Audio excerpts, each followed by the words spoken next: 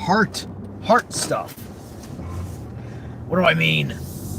Because I have to be so vague and so short and so blasé in my title, right? And heart stuff can mean anything about anything. Oh man. Effectively, I'm talking about, I've been yelling and complaining about heart-to-heart communication and things like that, and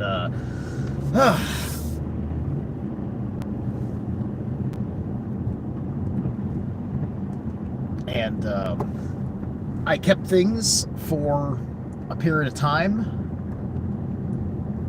and I've removed some of those things.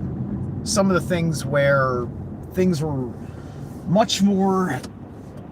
It was much more just making things about what they ought not be about. I'm just going through a lot of the personal whatever. I'm making fucking decisions about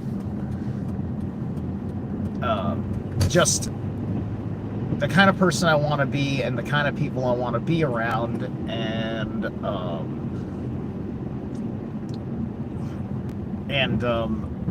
what I really need or think that I need out of people, right? There's a part of my mind that doesn't go certain that hasn't before gone certain places and thinking about people in general, friends, family, strangers, potentials, co-workers, business partners, or whatever. And we all have different appropriate relationships with all these different kinds of people, and we make different personal choices about those relationships when they are not involved with anything other than your free choices, such as who your quote friends are, unquote.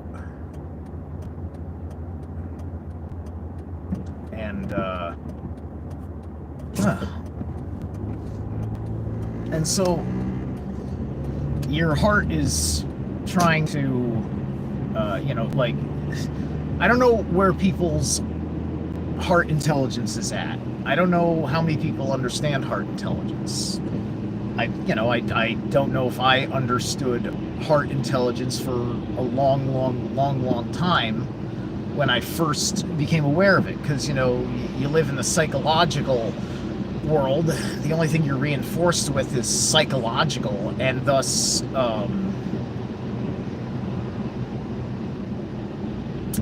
your emotions get confused with your heart, and your emotions are stirred by your heart, but it's not really in your heart. That's still in your head, the emotions, which is why it's governed by the moon. But the heart has such an interesting and invisible form of communication, and your heart rate will change, but that doesn't even necessarily become part of the quote communication per se, although it is part of kind of your nervous system reaction, right? Why does the heart beat faster over things that are not like a threat? Like, why is it that you're not really threatened, but then your heart goes somewhere or another, right? And someone like me, like there's people, because the heart is like that, different kinds of people that have different relationships with their own hearts, like physically speaking, are going to have different reactions, I think. I'm an athletic person. I am absolutely an athletic person. Something I couldn't say I was. It would have been a lie if I said I'm an athletic person 4 years ago. 4 years ago, that would have been the biggest fucking whopper I could have fucking told you, and it would have looked like the biggest fucking whopper someone like me could have told you. So I definitely never ever said that, because I'm not that dumb. But nowadays I have this stronger heart that can do a whole lot more things. Has if it's going to beat faster and harder, it's not going to affect me the same way as someone else having a heart beating faster or harder who doesn't take care of their body. And thus, this is going to give them a different relationship with their heart core intelligence, with their heart center, with their ability to open the goddamn thing in the first place, because, of can they react and handle certain levels of that intensity. I mean, like, even right now as I speak to you, when I'm doing this, these streams, and you're seeing me do it here, and it's the understanding that I just, got done with my daily routine. I'm going to work or something, right? I have just downed, 20 milligrams of creatine. And the creatine, once it starts absorbing, and it absorbs quick in your body because it's powderized, it's pulverized into it's such fine, it's like dust, right? And you're like putting all this in with like water, and this is 4 teaspoons of this highly concentrated thing. It starts, the heart, like my heart right now is quite on a, right, like that. It takes a minute for it to integrate.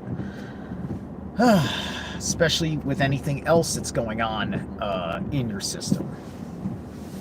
Man, I got 14 people chilling here. Thanks so much for being here.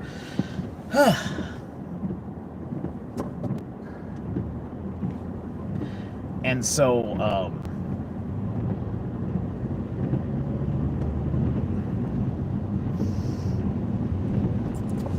straightening out the heart is major, just part of the tripartite soul and that development process. That's crazy. 30 seconds after I said, "Oh, I got 14 people here. Thanks." Half of them fucking disappear. What? Why'd they disappear? Oh, and now they're back. 7 people just bounced and then popped back in. They all had to check their emails at the same time on their phones, is what I'm assuming.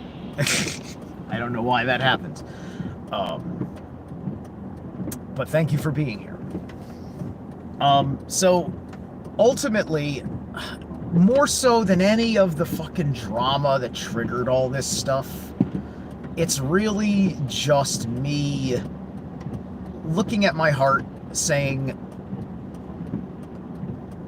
like, what are you doing with people, man? What are you doing with people?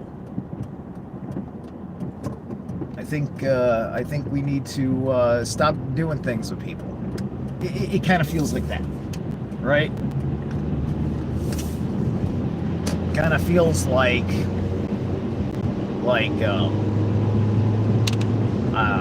that I've given people like a form of worship through my love or my hatred. This is something I was learning about in a lesson I took last night.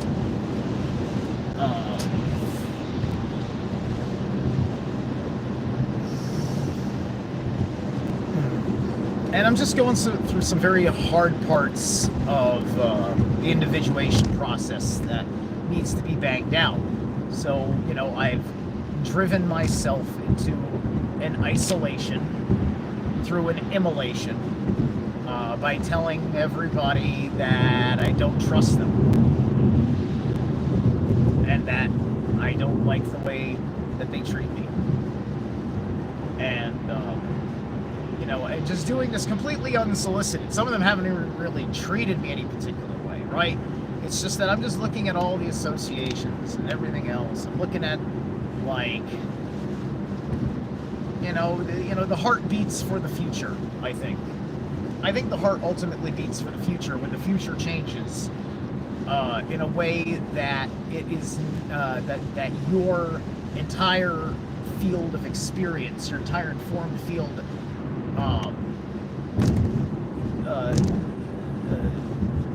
maybe had always feared or something like that, then it changes its beat for a time because it's because you're experiencing a state of confusion, of separation, right? I've talked about how all these feelings stirred up in me when the thing happened, and so naturally the heart goes nuts, you know. And then it goes double nuts after thinking about the consequences of the decisions that you made.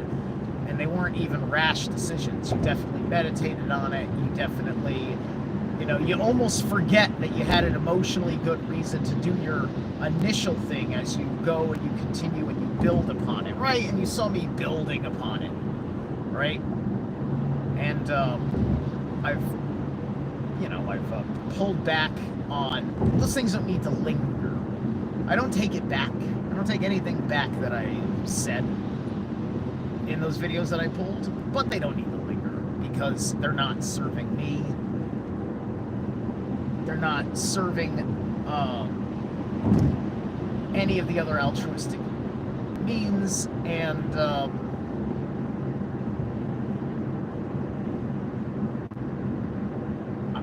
it's just not really my fucking place, per se. It's just not really my place. I just have an overwhelming sense of justice in my inner authority, and like everybody else on the planet, deep down inside, you want to be the guy who can do something about it, right? And because you're just trying to get control back, right?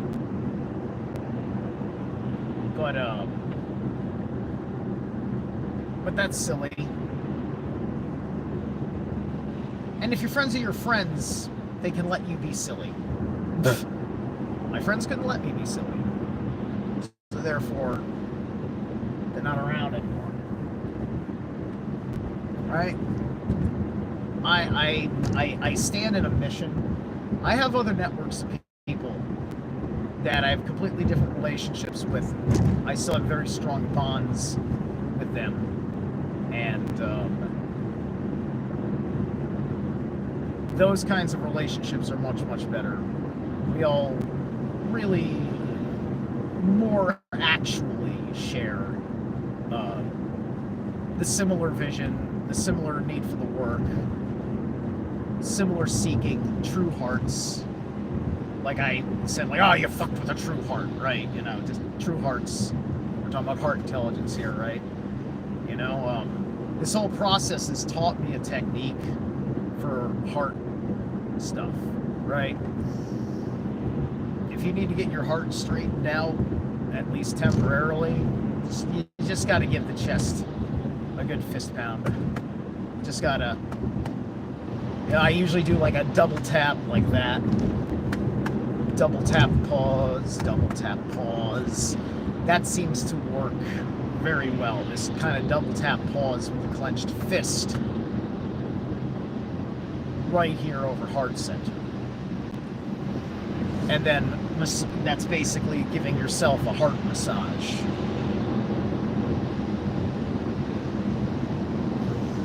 That can help subside you from all sorts of stuff. You need to get your composure back, right? Because your heart will rock your composure. You can have all the mental discipline in the world, but if this thing throws this thing into emotion, and or this thing down here, the navel, not pointing at the navel, it's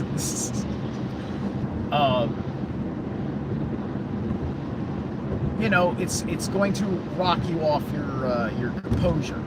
It's going to rock you off of all of your ability. Your heart center guides the whole thing, right? Your gut intelligence, it gives you your built foundation, and then your mind allows you to do the work itself. And all that is coming from the inner authority in here.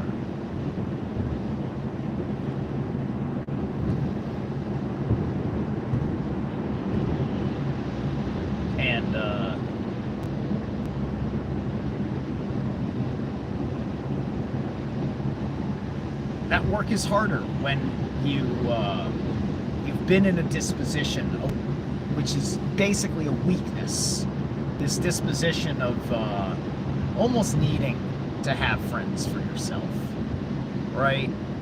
Too much of seeking on the outside. These are deep meditations that I've been going through since I was in session yesterday, and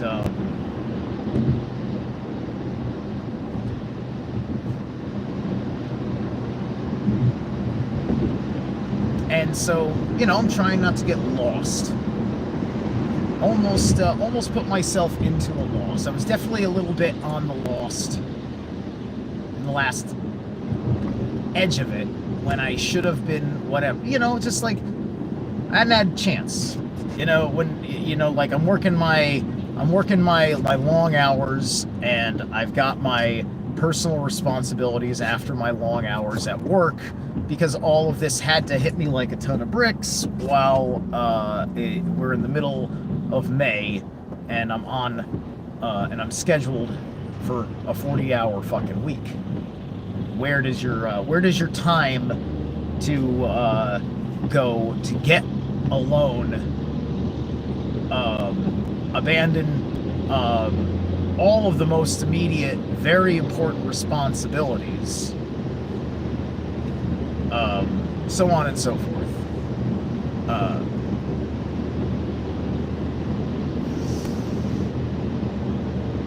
So you take tidbits here and there because you can't let this stuff completely screw up your life, right? Like I was able to take that personal day at work. I needed that personal day, right? I did not know I was going to get that day back, right? And getting that day back was one of the positive signs, right? So like I've had all that positive stuff going on. Now I already feel the shift where it's just like, okay, stop riding all those auguries that you had and all of those ideas that were popping into your head. It's time to pull back and refine yourself and relax and know that your imagination of the cause you were originally thinking of,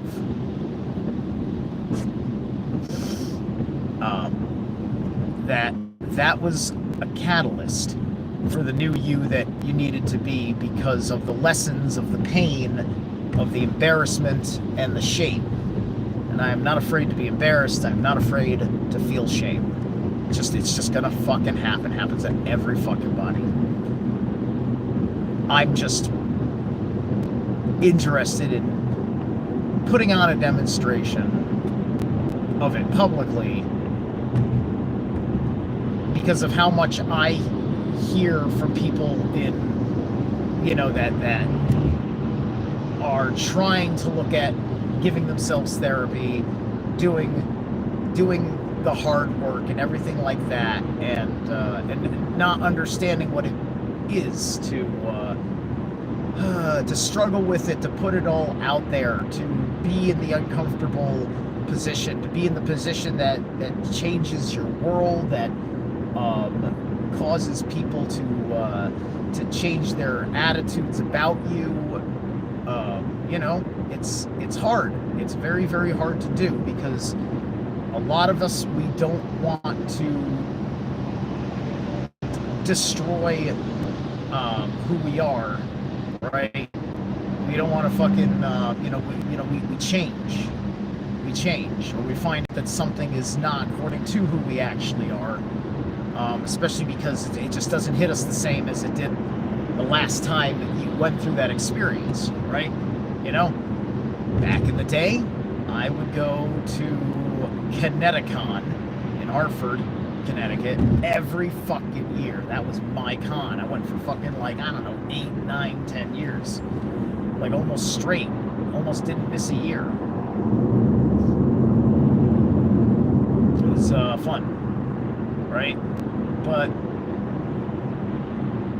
my attitudes on things were changing in my early development as conspiracy, esoteric, occult studies, yada, yada, yada. And I was watching the culture change in ways over there that was just, I realized it was going into this really this really worthless kind of place, right? It's just like I watch all this stuff in this media that is about people going through struggles and becoming better people through it and all that. It's just like, man, this inspires me to be better. Look at other people. They don't seem inspired to be better. It's just a thing that they love. They like the, I don't know, they like the premise of the fucking show and all that stuff. But I don't know. For me, there was I could extract a deeper sense of meaning out of it.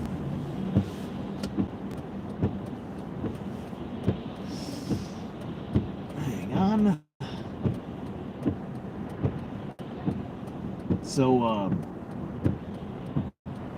So eventually, I wasn't that person anymore. It couldn't serve me well. Man, now I'm down to 0 viewers.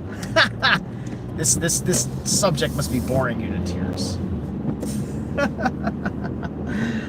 1 second. Where am I at? Just about. Okay. Anyway, and I think I didn't want to acknowledge that this similar thing was occurring with the people that those friends I developed were from are as well, because they are going to continue down a very particular mindset, attitude, and nothing I will ever do will change that. And I think that was part of my revelation, part of my initial reaction, and why I had that initial reaction of the upsetment. And so,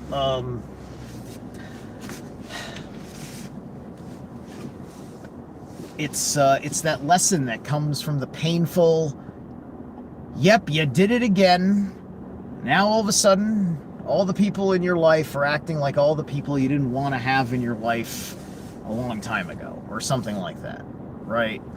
You feel the pattern, and then your heart goes and it remembers, pain. This goes back primordial. This goes back, it's unconscious. It's there in the unconscious. And, it goes back to childhood, right?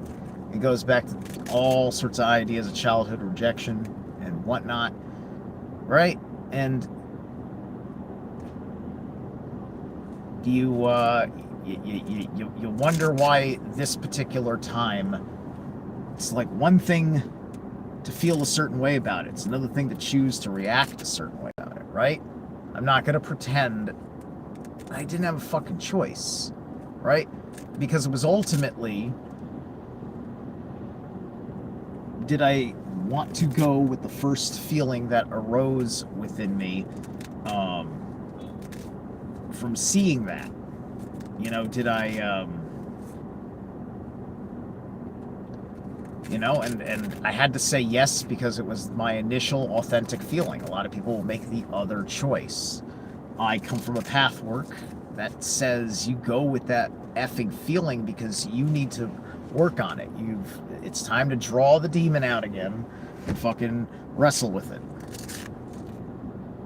and figure out what's really serving you or not. And right now, I have to go serve a paycheck. I'll catch you later.